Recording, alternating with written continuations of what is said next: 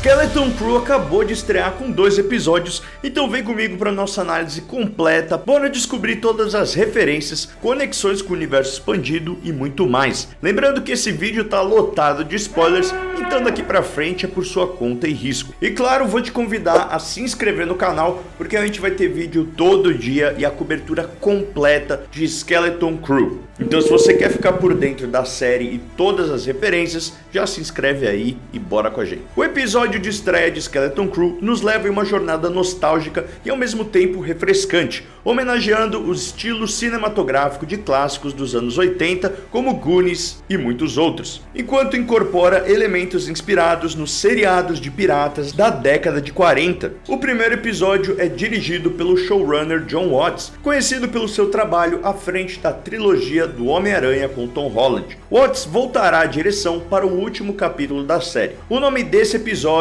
é Isso Pode Ser Uma Aventura de Verdade, uma frase dita por Winn. Já o nome do segundo episódio é Muito Além da Barreira, uma frase dita pelo Neil, e eu acredito que esse vai ser o padrão dos nomes dos próximos episódios. Alguma frase que encapsule o tema da aventura da semana. Bom, mas vamos falar então da minha maior preocupação com a série, que era justamente as 4 crianças principais. E eu tô muito feliz em dizer que eu estou bem aliviado. Colocar todo o peso de uma série em um elenco infantil é algo extremamente ousado e arriscado, mas podemos ficar tranquilos porque essas crianças foram muito bem escolhidas e estão dando conta do recado. Não só em termos de atuação, já que todas mandaram muito bem, mas também em termos de carisma, todas têm muita personalidade. E claro, seus personagens foram muito bem desenvolvidos, com cada um deles meio que representando um arquétipo que já estamos familiarizados com os filmes de Coming of Age, ou filmes de amadurecimento, que é um gênero na literatura e no cinema que enfatiza o crescimento dos protagonistas da juventude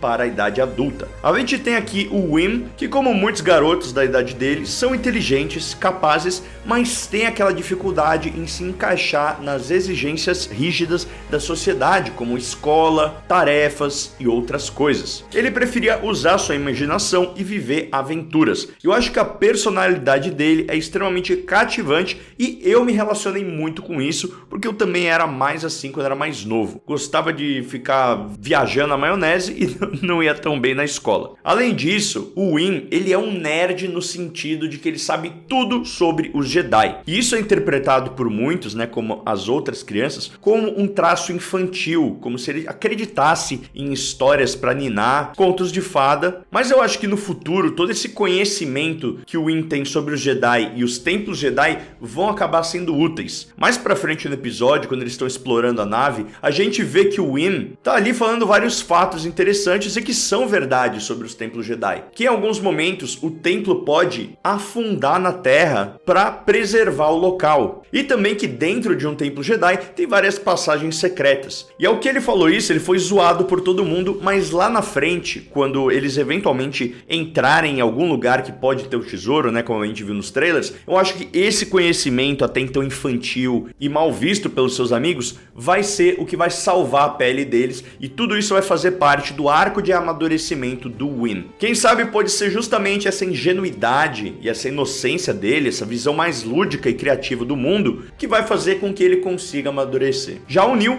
é aquele menino mais inocente, meigo, que é um amigo tão leal, mas tão leal, que cogitou até bombar na prova para continuar na mesma sala do seu melhor amigo, que é o Winn. E também o Neil tem muito medo de falar com as meninas. Já a KB é aquela menina que manja muito de tecnologia, esperta pra caramba. Mais pra frente a gente vê no episódio que o SM-33 explicou pra ela todo o funcionamento da nave e ela entendeu de primeira, mas que também é uma menina muito empática. A gente viu isso ali quando ela viu a criatura presa, ela também conseguiu sentir empatia em relação aos meninos, mas que acaba indo na onda da Fern e acaba fazendo algumas coisas meio maldosas porque tem medo de confrontar sua amiga. E já que eu falei da Fern, ela talvez seja a minha favorita da equipe. Ela é muito inteligente e sempre consegue se safar dos problemas usando a sua lábia e a sua criatividade. Sério, durante o episódio, a gente viu ela criando ali 2 histórias muito engajantes que completamente enganaram o Winn. Primeiro, ela falando que um menino uma vez tinha aprontado na escola e acabou sendo levado para minas subterrâneas onde ele trabalhava como um escravo. escravo e nunca mais foi visto. E depois ela também inventou que existiam minas subterrâneas, acho que ela tem algum problema com isso, e que lá ficavam várias pessoas trabalhando e que você podia ouvir o grito delas durante a noite. Claro, ela enganou a todos e acabou se divertindo bastante, mas ela também conseguiu ser muito safa e muito esperta em conseguir enganar o SM-33 e se tornar a capitã da nave. Afinal, o droid tem esse protocolo dentro dele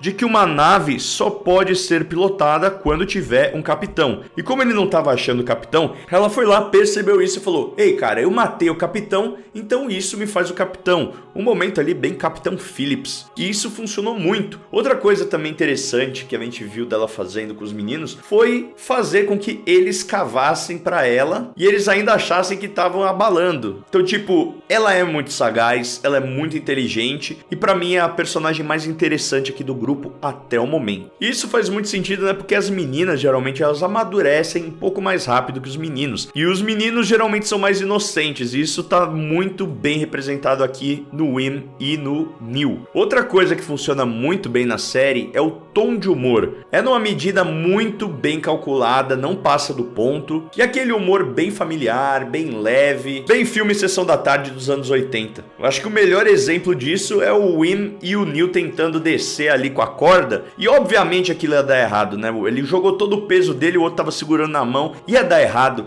mas o engraçado é que parece que eles são crianças tentando reproduzir aquilo que eles viram em um filme ou em algum lugar, que é exatamente o que a gente fazia quando a gente era criança. Então eles não têm noção do que está acontecendo, mas as intenções estão boas e estão no lugar certo. O que faz com que essa série tenha acertado demais no tom e nessa aura, nessa pegada de filmes da Emblem como ET, Jurassic Park, Goonies e tantos outros filmes clássicos dos anos 80 que têm protagonistas crianças, porém existem riscos reais, perigos reais e, claro, uma jornada de amadurecimento. Mas voltando aqui para Fern, ela também é um arquétipo daquela garota que sempre foi muito cobrada pela família, então ela é uma excelente aluna, mas por conta dessa pressão ela também é muito rebelde, independente e acaba se metendo em muitas confusões. E Skeleton Crew, assim como outras séries de Star Wars, como Ahsoka, Acolyte, ela começa com um texto de abertura, bem ao estilo dos anos 80, evocando filmes como Caldeirão Mágico e A Lenda, transportando os espectadores para essa vibe retrofuturista,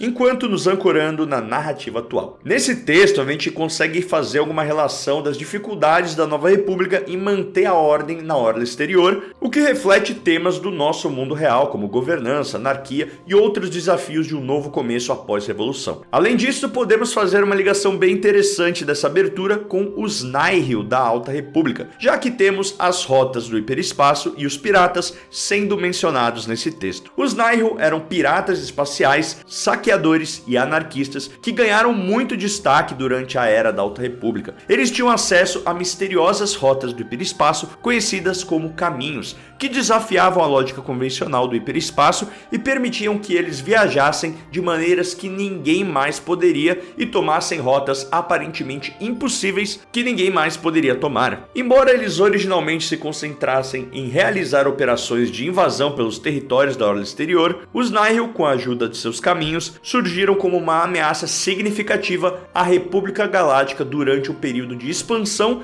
e os levaram a conduzir uma série de operações anti-pirataria contra os Nihil. Então é legal ver essa conexão entre a pirataria no universo de Star Wars em diferentes épocas. Ainda no campo das referências da Alta República, a gente tem a menção da subsecretária Farah, que por acaso é a mãe da Fern, sobre as grandes obras, que foram um grupo de projetos empreendidos pela República Galáctica sob a liderança da Suprema Chanceler Lina So durante a Era da Alta República. O próprio Farol Luz Estelar, que era um grande símbolo dessa época, e foi uma enorme estação espacial construída na fronteira da galáxia, ela foi uma dessas grandes obras da Lina So. Outras grandes obras incluíam a Feira da República, a construção de retransmissores de comunicação por toda a galáxia, a negociação de um tratado entre os Quarren e os Mon Calamari, a quebra do código do cultivo de Bacta e outras inovações tecnológicas. Mas é muito curioso ver isso sendo mencionado aqui nesse período da linha do tempo. Mas calma que eu já vou explicar minha teoria sobre isso mais pra frente. E fechando as referências à Alta República, a gente teve a menção do termo Wizard, ou Mago, que foi cunhado na época da Alta República pelo Padawan Ram Jomaran. Esse era um termo coloquial usado para descrever uma pessoa que era muito inteligente ou habilidosa. E além de tudo isso que eu comentei, a série tece paralelos inteligentes com os conceitos iniciais de George Lucas para o que seria a sua trilogia sequel, onde um sindicato pirata liderado pelo Darth Maul, pelo Darth Maul, ameaçaria a galáxia. Essa referência sutil é um lembrete do vasto potencial de Star Wars combinado com a visão de George Lucas e novas direções criativas. Já no campo dos easter eggs e referências, a gente teve muita coisa também. A montagem de abertura com os personagens novos e conhecidos, mostrando o R2-D2, o Capitão Silvo, o RX-24, que é o droid de passeio daquele brinquedo da Disney, o Star Tours, e inclusive é o mesmo modelo que aparece pilotando o ônibus da escola e que infelizmente sofre bullying das crianças, servindo como um dispensador de chicletes da galera. Tivemos também o C-3PO, Darth Vader, o Anakin com seu capacete de Pod Racer, um droid de segurança de AT-AT, o Mando e o SM-33. Além disso, a sequência que os piratas atacam a nave no começo do episódio é uma homenagem visual à icônica abertura em Uma Nova Esperança e, obviamente, uma releitura de como os antigos navios piratas abordavam seus inimigos, seja pelas pranchas conectando os navios ou pelos cabos lançando os piratas a bordo da embarcação. Foi muito legal também ver essa estética pirata, que é geralmente ligada a tempos mais rudimentares e antigos, numa roupagem mais futurista e sci-fi. O próprio design clássico do compactador de lixo de Uma Nova Esperança também foi reintroduzido aqui, e espécies clássicas como os Aqualish e os Gran também foram incluídos na turma de piratas, mostrando um cuidado meticuloso em integrar elementos clássicos e novos no universo da série. Vimos também um Clatuniano fazendo uma tatuagem do Cartel Hut lá em Borgo, que acabou sendo arruinada pela confusão. E depois tivemos o SM-33 chamando as crianças de Gremlins, uma referência direta ao clássico filme dos anos 80. Mais cedo também foi mencionado na abertura como as naves piratas marcavam seus cascos, assim como os navios piratas se diferenciavam por suas diferentes bandeiras e pinturas. Até mesmo dentro do universo de Star Wars, nós tínhamos pinturas das naves dos clones,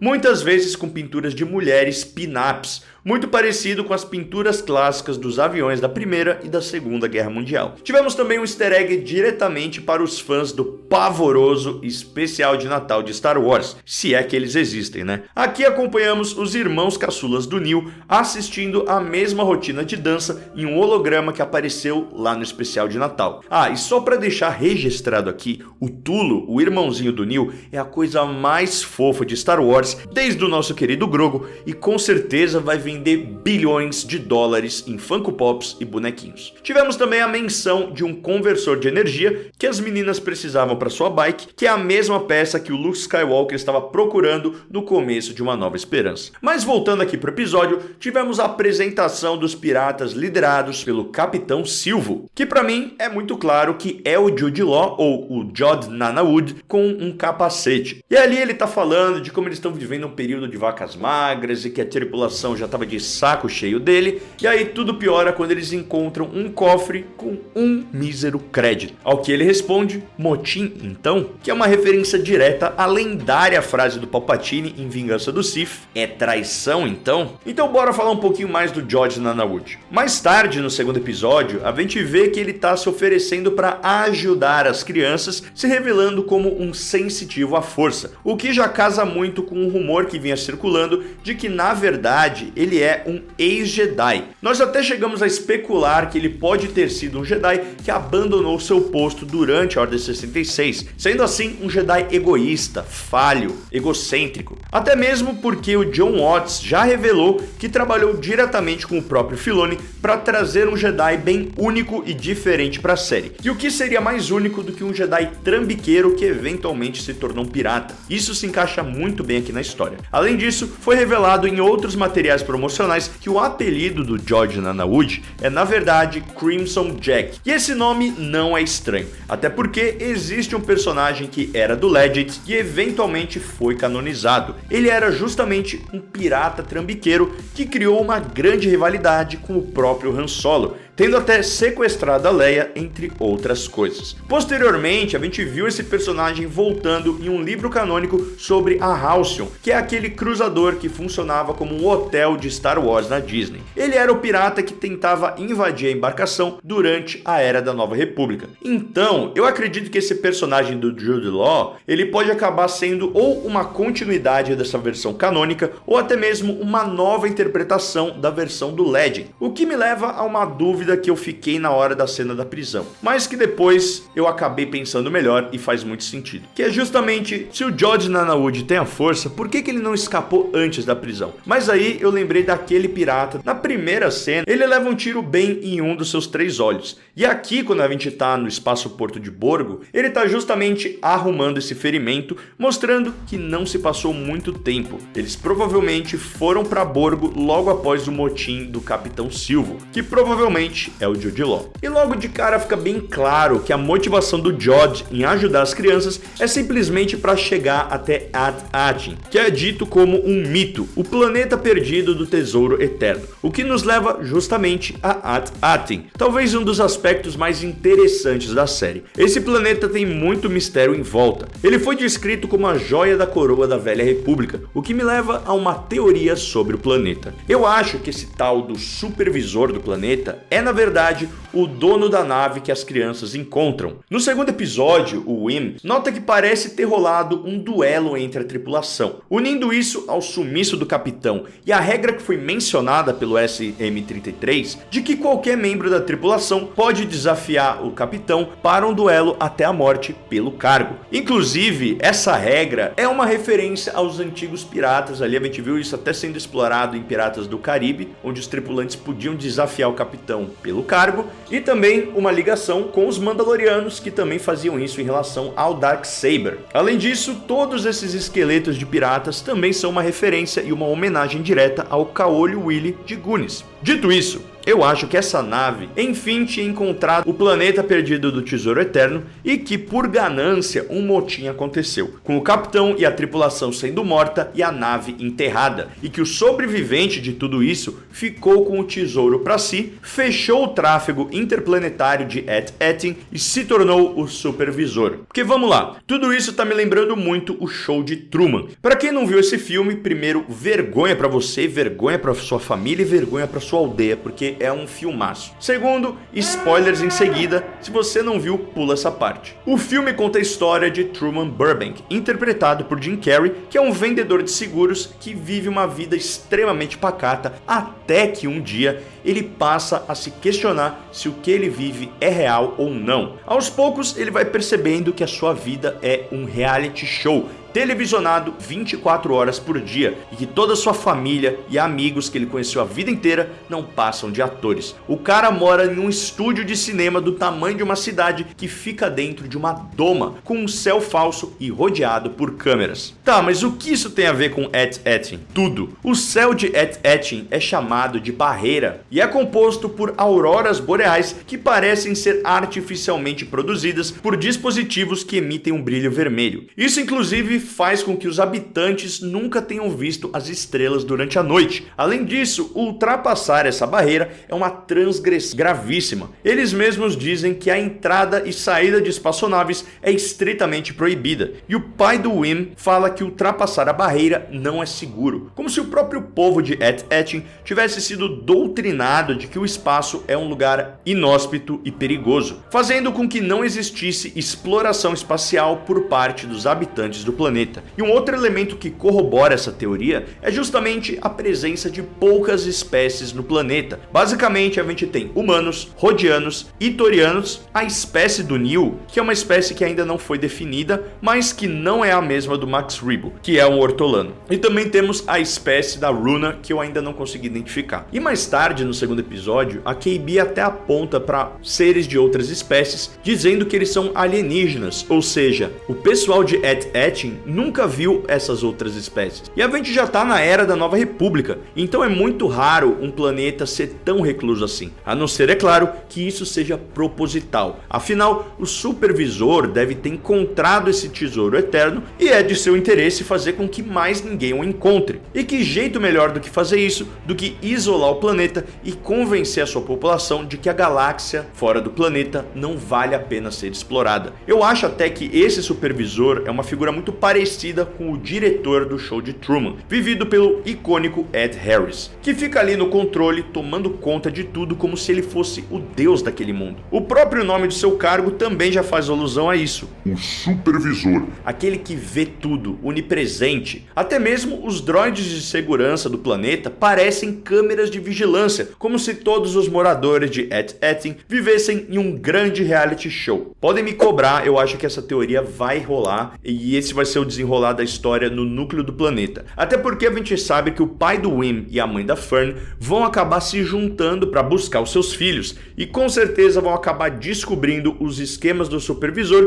e eu não ficaria surpreso se eles acabassem desenvolvendo um interesse amoroso um pelo outro, que é algo também bem característico desse tipo de narrativa, e lembrando que eu acho que os dois estão solteiros, então por que não? Bom, teve uma coisa na série também que eu tava com o pé atrás durante os trailers e mesmo assistindo aqui, eu confesso que eu não gostei muito, que foi a proximidade visual entre Et-Ettin e a Terra. Eu acho que acaba ficando tão similar que vão me tirando um pouco dessa galáxia muito distante de Star Wars. Tá parecendo muito mais uma Terra futurista, sabe? Daqui uns 100 anos. Arquitetura, transporte e tal. Parece até mais aquela civilização que a gente acompanhou no filme com o George Clooney, o Tomorrowland. Claro que isso não é algo que estragou minha experiência ou a série é ruim por causa disso, mas é um detalhe que eu pessoalmente não gostei muito, mas também entendo que isso é uma questão de gosto pessoal, uma coisa mais estética. Eu particularmente gosto quando Star Wars dá uma viajada, sabe, traz coisas diferentes. Dito isso, eu curti muito o Wim brincando com os bonequinhos de Jedi, algo que muitos de nós podemos nos relacionar e que faz sentido dentro do universo de Star Wars, já que em certo ponto da história existiram histórias e brinquedos enaltecendo os Jedi. Isso é algo que acaba sendo muito pouco mostrado em outros filmes e séries, já que geralmente os Jedi são tidos como apenas mitos ou lendas ou quase esquecidos, mas aqui a gente vê que eles realmente já fizeram parte da história galáctica e tiveram um papel de destaque. Já no segundo episódio tivemos a direção de David Lowery, que já dirigiu Peter Pan e o Andy, inclusive com Jude Law como Capitão Gancho. E foi um episódio bem mais direto ao ponto. Eu adorei o espaço-porto de Borgo, que me passou uma vibe muito de Tortugas do Piratas do Caribe, funcionando como um ponto de encontro de piratas, onde tinham até bordéis, pois é, inclusive fazendo referência às ruas do Distrito Vermelho de Amsterdã. Tirem as crianças da sala. Além disso, tivemos criaturas sendo traficadas e a venda de droides assassinos. Borgo realmente é um lugar impróprio para as crianças. E lá reencontramos Vane, que é o mesmo pirata Nikto que conhecemos na terceira temporada de The Mandalorian. Naquela ocasião, ele estava servindo sob o comando do Capitão Cove e posteriormente deve ter se alistado na tripulação do Capitão Silvo, que agora é do Brutus. Inclusive, esse personagem é da espécie Xistavanen e é uma das mais antigas dentro do lore de Star Wars, estando presente na cena original da cantina em Uma Nova Esperança. Tivemos então uma tentativa de fuga por parte das crianças após terem os seus créditos descobertos, o que culmina numa cena de porradaria franca entre o SM-33 e os Piratas. E isso me lembrou muito aquele filme Gigantes de Aço com Hugh Jackman, até mesmo com os punhos do SM-33 se esticando para dar os socos. E também tivemos a aparição de seus escudos em manoplas, que podem muito bem ser feitos de Beskar ou outro material resistente ao tiro de blaster. E eu confesso que eles lembraram bastante os escudos das manoplas mandalorianas da Bo-Katan. No geral, eu achei um excelente começo de série, apresentou os personagens e a trama de uma forma bem divertida e também muito competente. Eu espero que a série consiga manter essa pegada, essa vibe aventuresca, leve e oitentista. Infelizmente eu não vou conseguir colocar mais coisa aqui no vídeo, até peço desculpas se ficou faltando algo ou se tá com pouca edição o vídeo, mas eu me esforcei muito para colocar tudo aqui para vocês. Virei à noite para fazer esse vídeo, então se você puder deixar o like, eu realmente agradeço demais e te convido a acompanhar a nossa cobertura completa aqui no canal. Vai ter vídeo quase todo dia, além das nossas lives semanais junto com o Norton Domingues, para aí sim entrar em mais detalhes e falar sobre 2 horas sobre cada episódio. É isso, te vejo no próximo e this is the way.